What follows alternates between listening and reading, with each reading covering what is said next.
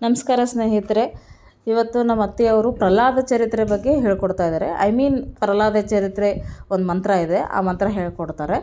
ಆ ಮಂತ್ರ ಹೆಣ್ಮಕ್ಳಿಗೋಸ್ಕರನೇ ಇರೋದು. ಅದು ನಮ್ಮ ಮನಸ್ಸಿನ ನೆಮ್ಮದಿಗೋಸ್ಕರ.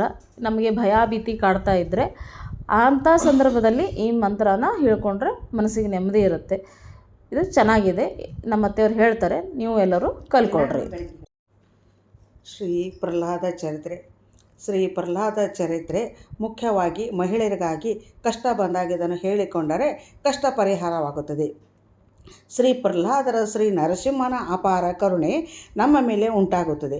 ಜಯ ವಿಜಯರು ವೈಕುಂಠದ ಬಾಗಿಲು ಕಾಯುವರು. ಸನಕ ಸುಧರ ಶಾಪ ಹಿರಣ್ಯಕರೆನಿಸಿದರು. ದಿತಿ ಗರ್ಭದಲ್ಲಿ ಹಿರಣ್ಯಕೆಗೆ ತಾಯಿ ತತ್ವ ದೃಢ ತಪಸ್ಸಿಗೆ ತೆರಳಿದ 10,000 ವರ್ಷ ಮಾಡಿದ ಉಗ್ರ ತಪಸ್ಸು ನಾನಾ ವೃಕ್ಷಗಳೆಲ್ಲ ದೇಹದ ಮೇಲೆ ಬೆಳೆದಿರಲು ಯಾರಿಂದ ಸೋಲು ಗೆಲುವು ಎಂದು ಸನ್ಮಾನದಿಂದ ಕುಳಿತಿದ್ದ ಅಸುರನ ತಪಸ್ಸಿಗೆ ಮೆಚ್ಚಿ ಪರಿಪರಿ ವರಗಳನ್ನಿತ್ತ ದಾತನ ವರಗಳಿಂದ 3 ಲೋಕವನ್ನೇ ವ್ಯಾಪಿಸಿದ. ನಾದೃಶಿ ತತ್ವವ ತಿಳಿಯಲು ಕೇಳಿ ಪ್ರಹ್ಲಾದ ಜನಿಸಿದನು. ನಾನಾ ಬಾಧೆ ತಾಳಿದ ಹರಿಧ್ಯಾನದಲ್ಲಿ ತತ್ವೋಪದೇಶವ ಮಾಡಿದ. ತನ್ನ ಪುತ್ರನಿಗೆ ಅಕ್ಷರ ಬರೆ ಎಂದರೆ ಅಚ್ಯುತಾನಂತ ಬರೆದ. ಕಟ್ಟಿ ಕೆಡದರೆ ಶ್ರೀಕೃಷ್ಣನೇ ಗತಿ ಎಂದ. ಉದಕದೊಳಗೆ ಹಾಕಿದರೆ ವಾಸುದೇವನೇ ಗತಿ ಎಂದ. ಅಗ್ನಿಯೊಳಗೆ ಹಾಕಿದರೆ ಅಗ್ನಿ ನಾರಾಯಣನೇ ಗತಿ ಎಂದ. ವಿಷಗಳನ್ನೇ ಕುಡಿಸಿದರೆ ವಿಷ್ಣು ಸರ್ವೋತ್ಮನೇ ಗತಿ ಎಂದ. ಅಸುರ ತಾ ಕಂಗೆಟ್ಟು ಜಡಿ ಬಂದರೆ ಬೇಗದಲ್ಲಿ ಮಗನ ಮೇಲಿರುವ ಕೋಪದಲ್ಲಿ ದೃಢ ಕಂಚಕವನ್ನೇ ಕಟ್ಟಿಸಿದ. ಬುಡುಬುಡು ಎಂಬ ಧ್ವನಿಸಿ ಕೇಳಿ ನಡುಗಿದನ ಅಸುರ. ಕಂಬದೊಳಗಿದ್ದ ನರಹರಿಯು ನರಶುಕೋಪ ತಾಳಿದನು.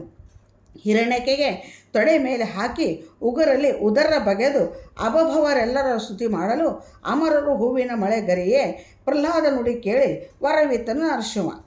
ಸಪ್ತಮ ಸ್ಕಂದ ಭಾಗವತ ಶುಕ ಪರೀಕ್ಷಿತರ ಸಂವಾದ ಹೇಳಿ ಕೇಳಂಥ ಸಜ್ಜನರಿಗೆ ಶ್ರೀ ಮದಾನಂದ ತೀರ್ಥರು ಶ್ರೀಯನ್ನು ಕೊಟ್ಟು ರಕ್ಷಿಸುವರು.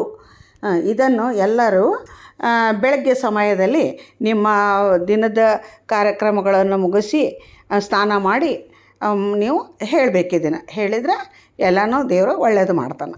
ಹರೇ ಶ್ರೀನಿವಾಸ.